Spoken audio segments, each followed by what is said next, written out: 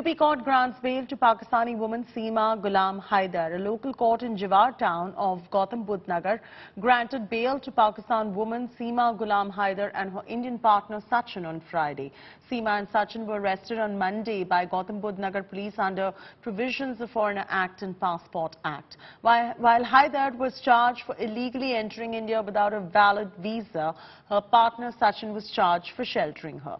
Seema Haidar had entered the country along with the 4 children, all under age of 7. Remember, Seema had met Sachin on a gaming app called PUBG Mobile and fell in love with her, after which Seema illegally entered India through Nepal. India Today's Shams Khan exclusively spoke to Seema Ghulam Haidar and her lover Sachin. Listen in. इस वक्त हमारे साथ वो 2 लोग हैं जिनकी चर्चा पिछले कई दिनों से पूरे देश में हो रही है। एक है सचिन और दूसरी है सीमा। सीमा को सरहद भी कहते हैं। सरहद 2 मुल्कों के बीच होती है। हालांकि कहते हैं कि प्यार करने वाले कभी सरहद को नहीं मानते। आज इन दोनों से बात करेंगे और ये जानना चाहेंगे कि आखिर सीमा सरहद पार कर हिंदुस्तान क्यों चली आई। क्या सचमुच ये सब कुछ प्यार में हुआ? क्या सचमुच प्यार अंधा होता है?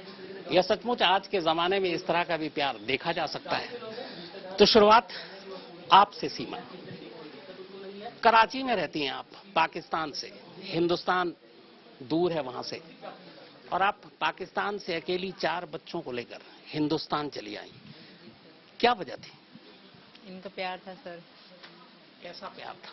बेइंतहा, सबसे ज्यादा, क्योंकि मैं अकेली वैसे भी रहती थी और पति मेरे इतने अच्छे नहीं थे जितने अभी अच्छे बन रहे हैं। इतने अच्छे बिल्कुल ना थे जितने भी अच्छे बनने की ओवर एक्टिंग कर रहे हैं। और मैं रिक्वेस्ट करती हूँ आप लोगों से उनकी बातों पर ध्यान ना दें। ठीक नहीं, मैं शुरू से आपसे जानना चाहता हूँ, पाकिस्तान और हिंदुस्तान के रिश्तों के बारे में भी आप जानती हैं, वैसे ही ठीक ठाक नहीं है, तनाव बना हुआ है। और ऐसे में एक सीमा नाम की 28 साल की एक लड़की या औरत कहूं, अपने 4 बच्चों को लेकर एक अनजान देश में यूं ही चली आती है बिना वीजा के। तो इतना बड़ा जोखिम आपने लेना पड़ा सर। अब 2 ही रास्ते थे, या वहां रह के रोना ही था, यहाँ ट्राई करना था। अगर मैं पकड़ी भी जाती ना तो मुझे ये दुख ना होता कि मैंने कोशिश ना करी, वरना सारी जिंदगी पछताती कि मैंने कोशिश ही ना करी सचिन के पास जाने की। काश मैं कोशिश करती। मैंने कोशिश करी और कामयाब हो गई। मैं पहले इंडियन वीजे से आना चाह रही थी, पर मुझे इंडिया का वीजा नहीं मिला सर, तो मजबूरन मुझे ये रास्ता अपनाना पड़ा। पहले तो हम मिल चुके नेपाल, ये भी आए, मैं भी आई, इन्होंने बॉर्डर क्रॉस करा, इनको मतलब सारा इन्फॉर्मेशन मिली बॉर्डर में कैसे होता है। हम 7 दिन साथ रहे, घूमे फिरे, शादी करी, बहुत अच्छे से एंजॉय करा हम दोनों ने। वहीं भी खाना पीना, होटल सब कुछ था। फिर मैं चली गई, बच्चे पीछे ही मेरी चची के और बहन के पास थे, तो मैं वापस चली गई। मुझे जाना पड़ा बच्चों के कारण ना। शायद मैं तब नहीं भी जा रही थी तो मुझे इन्होंने कहा कि चली जाओ। शायद मैं खुद गर्व सी हो गई थी, पर ये ना हुए। मैं ये जानना चाहता हूँ सचिन आपसे, आपको इनसे प्यार कैसे? सर पबजी से हुआ था। आप पबजी खेलते थे? हाँ जी, पबजी में मिले थे। पबजी में मिलने के बाद नंबर एक्सचेंज करा। नंबर एक्सचेंज करने के बाद धीरे धीरे कब की बात है, कितना वक्त हुआ? 2020 की। 2020 में जब पहली बार आप पबजी खेल रहे थे, या पहली बार इनसे आमना सामना कैसे हुआ था, वो अगर कहानी बता। वो खेलते खेलते ही जी, मैं काम पे जा रहा था तो खेलते खेलते ही ऐसे ही पबजी में बात करते हैं, जैसे फ़ोन पे होती है बात, ऐसे बात भी हो जाती है, पबजी भी खेलते हैं। तो ये बोली इनके लो मेरे पास, जैसे मांगते हैं गन फन वैसे मांगते हैं पबजी में। तो मैं दुकान पे जा रहा था, तो क्या कहते हैं, मैंने एक गेम खेला इसके साथ, रखने के बाद फिर मैं दुकान पे काम करने लगा, मैंने फ़ोन रख दिया। उसके बाद फिर मैं छत पे सो रहा था। फिर उसके बाद ये 10 बजे करीब 9 बजे करीब ऑनलाइन आई थी, फिर हम दोनों साथ में खेले। फिर यहाँ पे कम आता था खेलना, में थोड़ा ठीक खेल लेता था। तो क्या कहते हैं, खेलते 15-20 दिन खेलकर हमने फिर नंबर 1। आपकी पबजी गेम से दोस्ती हुई, बातचीत हुई,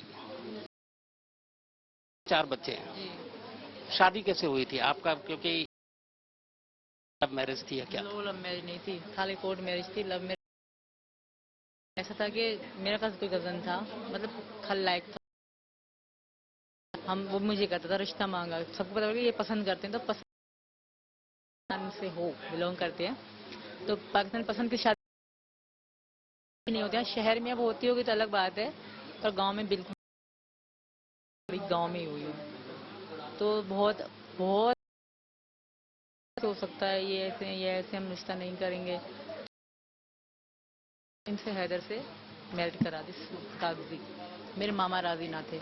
मेरे मामू जो है ना वो कोई भी राजी ना था हैदर से। अब तक इनके कारण मेरे मामू बात अब तक मुझसे तो आपकी शादी मर्जी के खिलाफ हुई?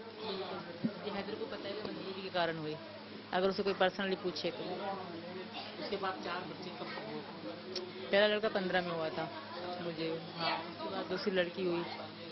उसके बाद तीसरी और मुन्नी जब मेरे पेट में थी ये चले गए थे कहाँ गए थे? सऊदी अरब। तो आप दोनों की लड़ाइयाँ बहुत हुआ करते थे शुरू से लेके हम बहुत लड़ते थे। बहुत मारपीट होती थी हम दोनों में। ये वहाँ के मोहल्ले वाले बता सकते हैं और ये हैदर से भी कोई पूछ ले कि आपने कभी इसको पत्नी को मारा नहीं कि कभी आपने इसके। ऐसा हुआ कई बार उसने मेरे मुंह में मिर्चें फेंक दी। ईद के ही दिन थे मेरी दूसरी लड़की पैदा हुई थी तब की बात है। तो बहुत लड़ाई होती थी हम दोनों में। कई बार मेरे पापा बीच में आए। एक महीना मैंने इनसे तब भी मैंने इनसे तलाक लेना चाह रही थी। पापा घर 1 महीना रही। फिर मेरी बड़ी बहन ने नहीं लेने दी। लड़ाई करी मुझसे और मुझे पापा घर से जाने को कहा तो मैं चली आई गुस्से में। तो आप दोनों फिर अलग कब से थे? आप अलग अलग कब रह रहे थे? जब मेरी इनसे बातचीत ज्यादा होने लगी ना तब भी वो मतलब शक की नजर से देखते थे तब वो पाकिस्तान में थे?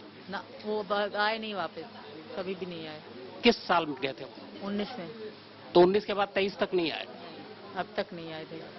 तो मतलब जब वो नहीं थे उसके बाद फिर इधर सचिन से आपकी दोस्ती हुई? दोस्ती हो गई। हाँ। तो जब पहली बार आप दोनों को जब प्यार हुआ तो आप दोनों कब मिले थे उसके बाद पहली बार नेपाल में?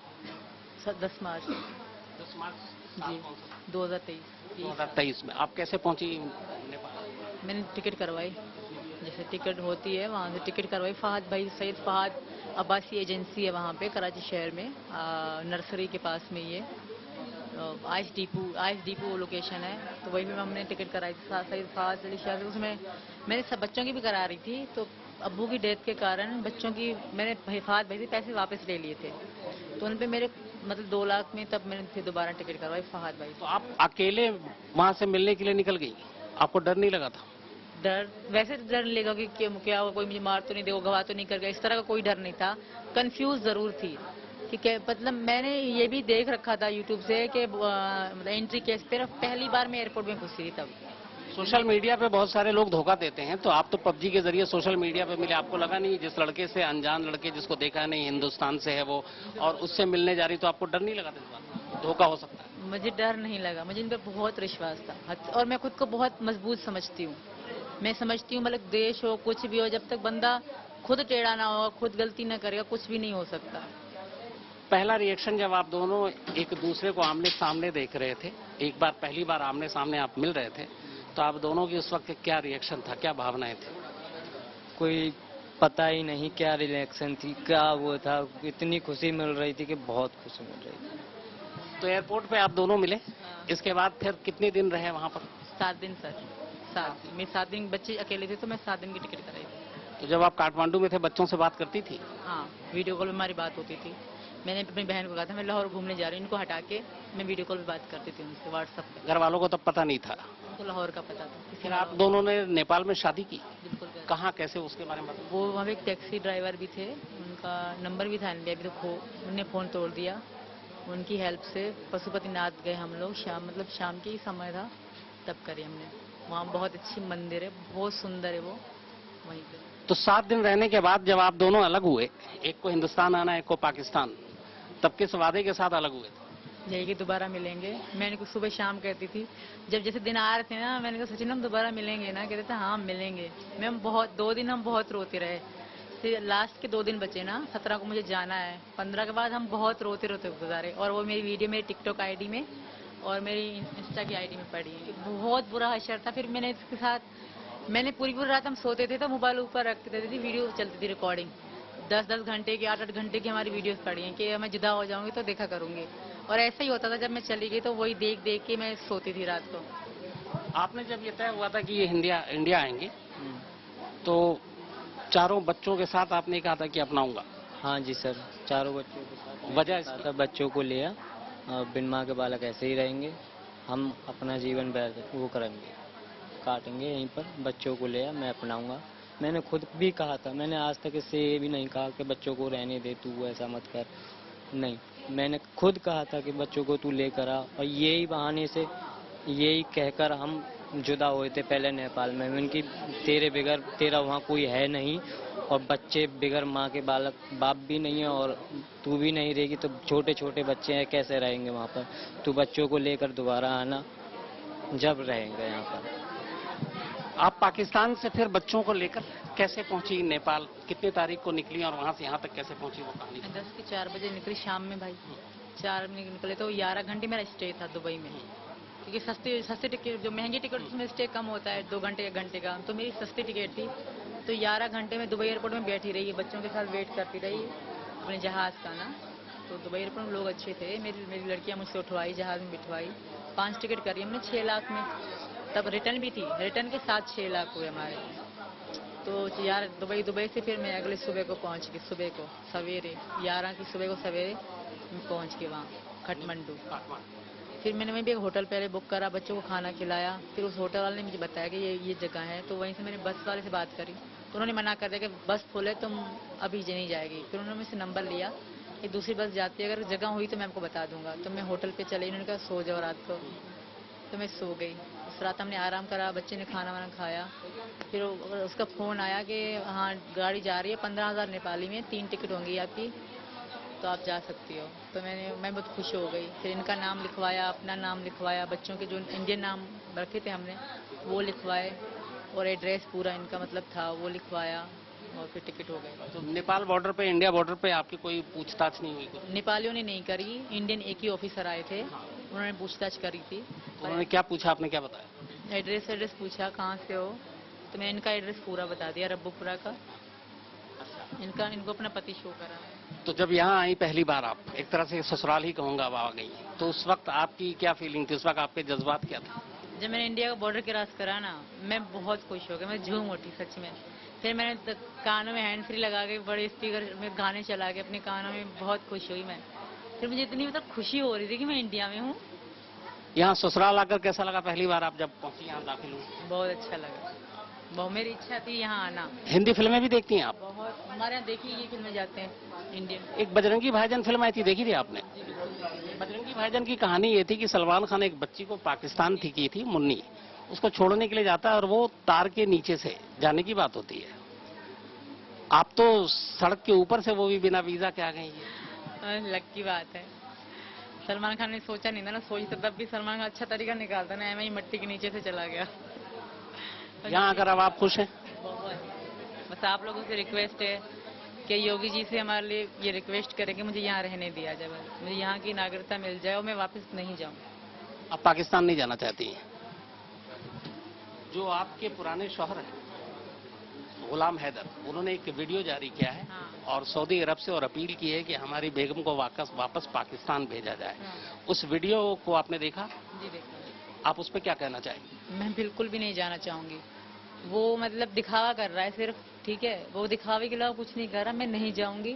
वो सबको मतलब मोदी जी का नाम ले रहे हैं, ये सिर्फ ड्रामा ही कर रहे हैं, दिखावा कर रहे हैं। कोई प्रेम नहीं है उनके इंडिया के लिए या मोदी जी के लिए या किसी के भी लिए।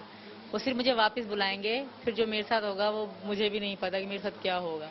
पत्थरों से मारेंगे मुझे। 1% को अगर मान के चलते हैं, अगर वो कह रहे हैं आप पाकिस्तान पहुंचे गए, तो आपको लगता है पाकिस्तान में आपके साथ क्या होगा? मार देंगे, बता तो रही हूँ, पत्थरों से मारेंगे। थू तो जमाना कर रहा होगा अभी से ही मुझे, फिर तो मेरा बहुत बुरा असर होगा। मैं नहीं जाऊंगी सर। आप जाना नहीं चाहती हैं? बिल्कुल भी नहीं जाना चाहती, क्योंकि मैं ये हिंदू, अगर ये मुस्लिम होते फिर भी अलग बात है। ये हिंदू हैं तो इसके लिए मुझे कोई भी माफ नहीं करेगा। मैंने अगर धर्म छोड़ा ये वो करा।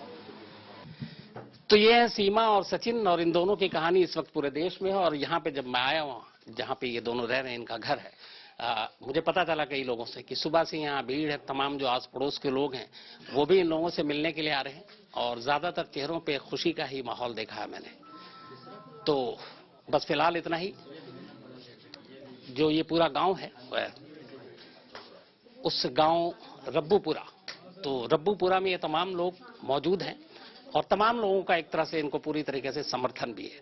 और इनकी अपील ही इन दोनों की कि सरकार मदद करे, और सीमा चाहती है कि वो पाकिस्तान लौट कर न जाए बल्कि वो यही रहे। तो फिलहाल इस प्रोग्राम में इतना ही।